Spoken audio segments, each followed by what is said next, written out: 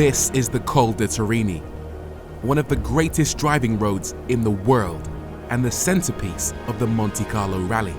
Notorious for its 19 miles of narrow roads and endless back-to-back hairpins, it's long been the scene of battle for rally cars across the ages. Every year, teams make the pilgrimage to this road to test their speed, bravery, and mechanical know-how in purpose-built rally cars. And I'm here to drive it. Not in a rally car, but in something that owes its very existence to one. This is the Audi S3. Updated for 2024, it promises more power than its direct rivals, more speed, and all the everyday practicality you'd expect from the class. It might not be a race car, but the DNA of Audi's Quattro rally cars is woven into its fabric, thanks to its use of the very same Quattro all-wheel drive technology that helped Audi take its place as a force in the world of rallying. So, the Audi S3, the fast version of the Audi A3 and the baby brother of the RS3. It still uses that familiar EA AAA engine, 2-litre, inline-4, but they've cranked up the power. Now it makes a whopping 333 PS and 420 Newton meters of torque. 0 to 62 is 4.7 seconds, so it's a quick car, but that is actually the same as the previous S3 and the same as its primary rival, which is the Mercedes-AMG A35. But that's 0 to 62. Once you get up and running, this car definitely feels quicker than before. As well as the power upgrade, the new S3 also brings with it a new exhaust, new suspension setup, extra drive modes, a faster gearbox, a differential to stop it understeering, and of course the star of the show, the reason we are on this particular road today, Audi Quattro four-wheel drive. Where many cars are compromised by traction-limiting front-wheel drive, the S3 translates every inch of movement from the pedal into an engine response that makes its way to the road. It absolutely pulls. Traction is everything in this car. When you encounter a low-speed corner, you just turn in, bury the throttle, and it just takes off. You don't even have to think about it. It just launches at the horizon without any delay whatsoever. It's so good. One thing you do have to think about is this road. It's incredibly narrow, which means you got to keep your wits about you. But it's just as well, the steering is very, very impressive. I moaned about this in the prototype version when I drove it in Oman, but credit to them, it feels like they've actually improved that. I've got a load of feel in the front end, and it's incredibly easy just to point exactly where you want the car to go. It's just as well really, because on my left-hand side, I've got 600 feet of mountain, and on my right-hand side, 1,600 feet of sheer drop. So you don't want to get things wrong. The fact the S3 is equipped with Quattro all-wheel drive at all is due in no small part to the original Audi Quattro, which spawned Audi's 1981 entry into the World Rally Championship. It was as disruptive as it was revolutionary, helping Audi to a 5th place finish at its first attempt. In 1982, Quattro came of age, helping Audi to become outright champions. The following year saw Audi go head-to-head with fierce rivals Lancia in a titanic battle that ultimately saw them finish as runners-up and with a point to prove the following year.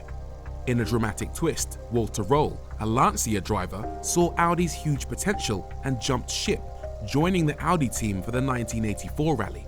Rory knew that even though he'd competed in a rear-wheel drive Lancia the year before, Quattro was clearly the way forward. That year's Monte Carlo Rally was tailor-made for Quattro, with snow and rain playing into the car's hands, but not necessarily Rory's. His inexperience driving an all-wheel drive car, combined with a lack of expertise on snow against some of the greatest snow specialists in the world, all worked against him. And yet, he overcame the odds, piloting his Quattro through the snow, rain, and darkness of the Col de Torini to emerge victorious in the Monte Carlo Rally at his first attempt. Can you imagine how much of an achievement that was? This guy was a Lancia driver the year before, but he believed in Quattro so much that he took that leap of faith and put himself up against absolute legends of the game. And just imagine the scenes. Pitch black, rain, snow, exhaust bouncing off the mountain walls, spectators lining every single corner. They called this the Night of the Long Knives because it was in large part pitch black, and all you could see for miles were the headlights of rally cars piercing through the gloom, inches from disaster at every turn. Absolute scenes.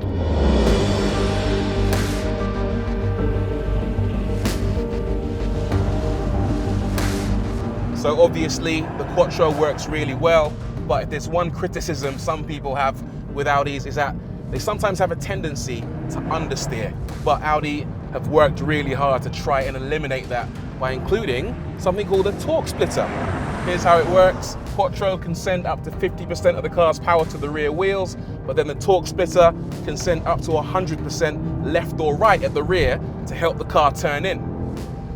It's a very effective system, particularly coming into its own on extremely tight corners that require lots of steering lock. It lacks the flamboyance and torque rear mode seen in the RS3, so it never feels tail happy, but in combination with a more aggressive camber setup, its ability to help you through the bends is impressive. The other thing that seems to work really well in this car is the updated suspension. These cars have a 15mm drop over the standard A3, and if you get the Vorsprung package, you can actually get adaptive suspension. That isn't actually included on this particular test car.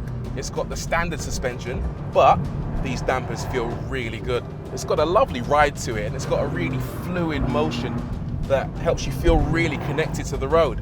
I suspect you might prefer to get the adaptive suspension if you live somewhere with lots of potholes, but honestly, there isn't any need. These standard dampers feel really good.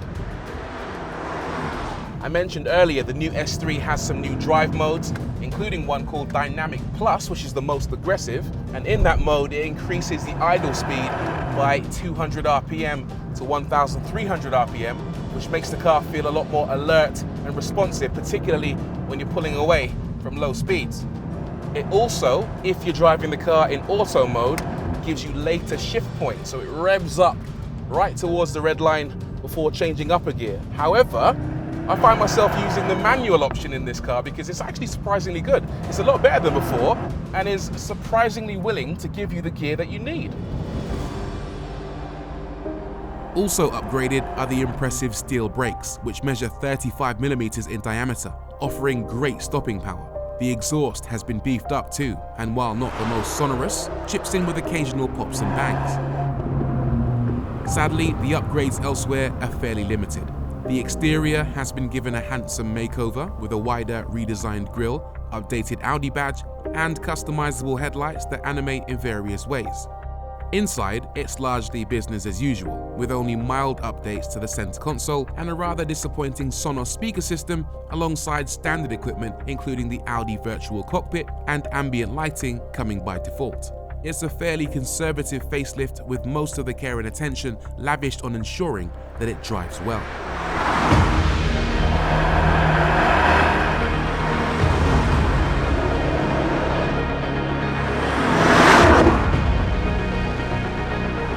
The S3 absolutely devours a road like this. This actually feels like the most fun I've had in an Audi in a long, long time. I feel like a rally driver. All I need now is my pace notes. The S3 gives you a taste of that rally experience, but in a package that's still very much usable day to day.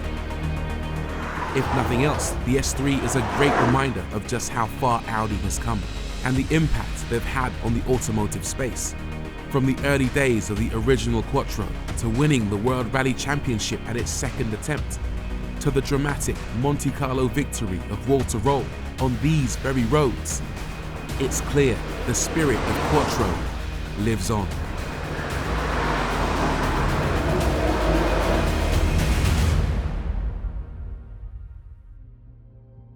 Hey guys, thank you so much for watching this. If you have any feedback or comments, leave them down below and I'll try my best to respond to you as soon as I can. And if you want to buy your own Audi A3, S3 or RS3, head over to autotrader.co.uk, download the app and we can get you into a used, new or even a lease car for very little money. See you soon.